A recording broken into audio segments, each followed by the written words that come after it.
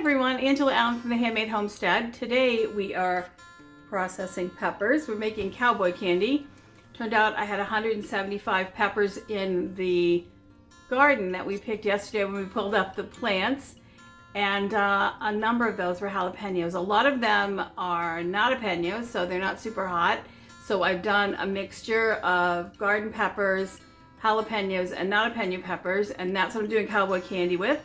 To add a little extra heat, I'm going to add some extra crushed red pepper from peppers that we grew last year. They're really, really hot. It's a great way to use them up, and they will flavor my peppers really well. So let's go.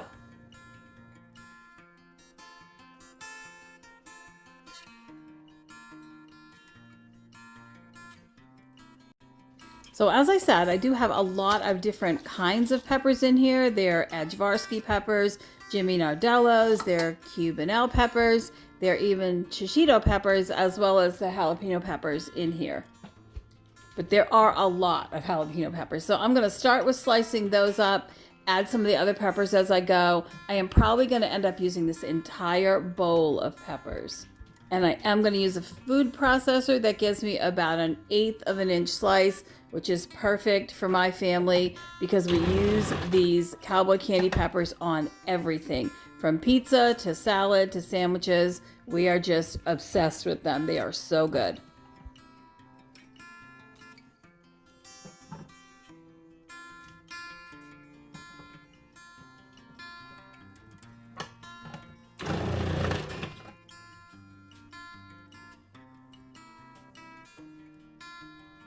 Now I'm gonna keep chopping these up, and I will catch you guys on the other side so you don't have to watch me do that for, a million peppers. All right, I'll be back in a second. So I'm going to drop the recipe that I'm using right here, but this is my recipe, not from a book. So make sure you look it up and do what you're comfortable with.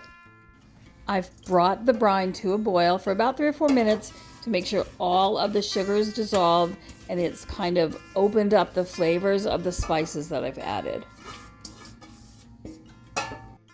The basic recipe for cowboy candy calls for 3 pounds of peppers, and I'm using 3.5 pounds here. Almost every recipe for cowboy candy does have extra syrup, brine, marinade, whichever you want to call it. It can go by any of those names. In my case, I like to just add extra peppers to that. Sometimes I end up making 2 batches of cowboy candy because there's so much leftover brine. I do jar the extra to use it in recipes or for marinating meat. And I'll definitely do that if there's any extra. But for me, I would rather have extra cowboy candy jars than marinade.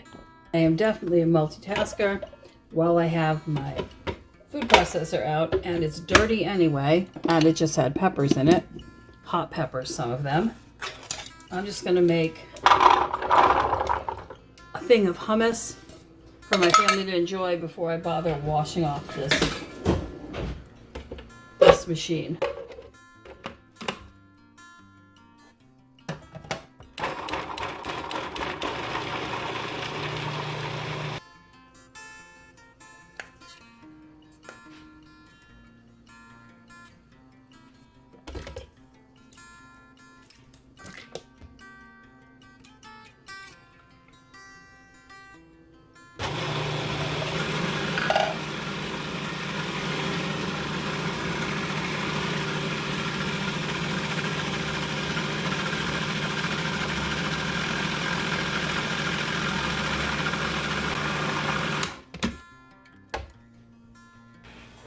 Okay, let's lay out the tools we need to can.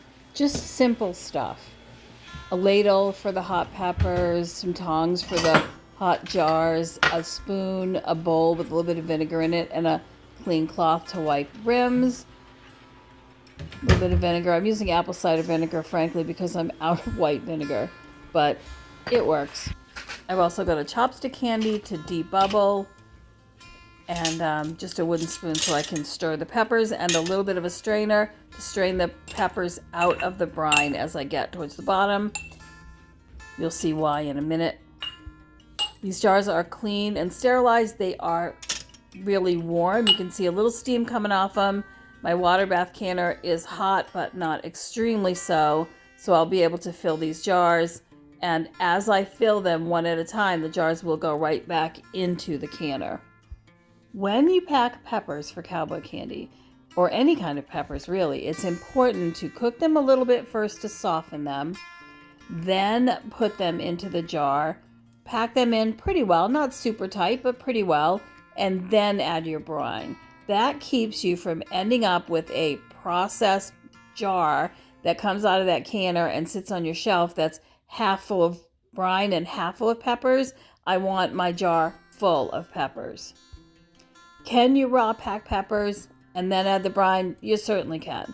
But if you do that, like I said, as the peppers soften and cook in the processing, when you take it out and they start to cool, you'll have, half a jar of peppers at the top and half a jar of brine at the bottom. So cooking the peppers first a little bit is a really good idea. It allows you to pack them right in full, and you'll see at the end of this video how well packed these are. There's no extra brine above and below them. It's just in with the peppers, but they are jars full of peppers, not half full of peppers. When I fill my jars like this, I always debubble because it will make the brine lower. So I go through and I do them one at a time. Some people pack all of the peppers at once, all of the jars, and then go back and add the brine. But I like to get them right in the water bath canner. I want to keep everything as hot as possible. As it was with, I think I did 13 jars altogether. 2 of them didn't seal. I was using lids I've had for a while. They were not 4 jars lids, and I have to say the 4 Jars company, their lids are definitely thicker. You can feel the difference, and that difference does make a difference. I have no affiliation with them at all, but they are the ones I prefer. I just happen to have a lot of these regular mouth jar lids still on hand. I'm trying to use them up to not be wasteful, but I moan and whine about it every time. I only use the 4 Jars lids for my bigger jars, my wide mouth jars, because that's what I have. I've used up all my old ones, and yeah, they never seem to fail. I mean, I never have a problem, but the ball lids, and especially the off-name brand lids, they don't always seal as well as I'd like them to. And you put all this work in, you really expect to not have to, deal with unsealed lids. But there are only 2 that didn't seal. Those went right into the back of my fridge, and they'll sit there for a few weeks until we use them up. They're safe in the fridge once opened, these peppers, for a few months. So this will be fine, and then we will use those first, and all the rest of these will go on my canning shelf in my pantry. I have so much brine left over. I'm actually doing another batch with sweet peppers. I have put some red pepper flakes in this, some thyme, some smoked paprika, some celery leaves crushed, and also some dry onions, green onions. A lot of people use garlic in their Cowboy Candy. I don't, because I'm intolerant of garlic. I love it, but I'm intolerant of it. I can only have garlic oil or garlic scapes or the green garlic tops, but I can't eat the bulbs. So anyway, that's what I'm doing here with this batch. And I want to give everybody out there permission to just do Cowboy Candy with non-hot peppers. If you don't like a lot of spice, or even a little spice, if you like 0 spice, you can make Cowboy Candy. It won't be hot, obviously, and spicy. So if you have extra peppers and you don't like heat, there's no reason why you can't enjoy this too. Or you can make it very, very mild with just a little bit of hot pepper or a couple of dashes of Tabasco sauce or something like that. But give it a try. Don't be afraid to add a little smoked salt or a little smoked paprika. Don't be afraid to try the herbs. Change different herbs as long as they're dehydrated when you use them. Just remember the ratio for the vinegar and the sugar to make it safe. Any of the extra syrupy brine can be jarred up and put through the water bath canner and used for meat marinades, and it's delicious that way. Don't forget to like and subscribe. It helps so much, and I'll see you next time.